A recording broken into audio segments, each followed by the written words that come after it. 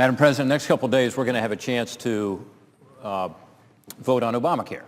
And this will be an opportunity for us to allow our views to be expressed on both sides of the aisle. I'm glad we're going to have that opportunity.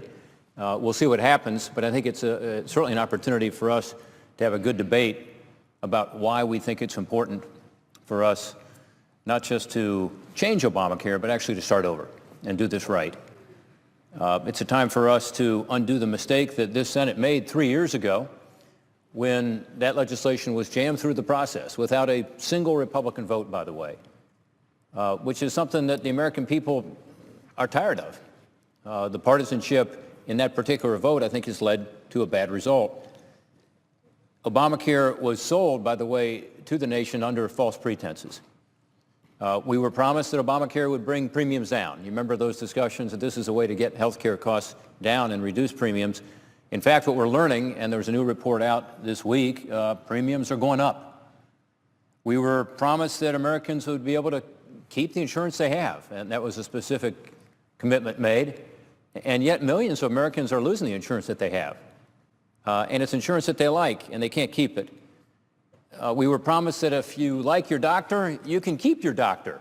Everything will be fine, when in fact, again, many Ohioans and many Americans are losing their doctor. We were also told that Obamacare would help grow the economy and create jobs.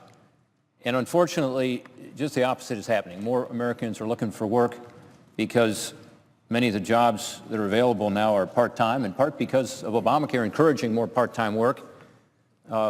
There are companies that aren't expanding because they don't want to reach that magic 50 employees. And as we talk today, we are learning that there's even more problems with the implementation of Obamacare. Recall that one of the Democrat colleagues here on the floor said that he thought this implementation was going to be difficult. In fact, one Democrat who was prominent in the legislation said it's likely to be a train wreck. Well, unfortunately, that train wreck is occurring.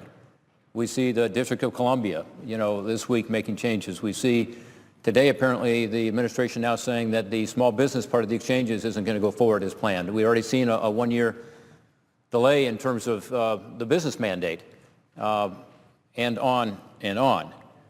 So that train wreck is already upon us as we move toward October 1st.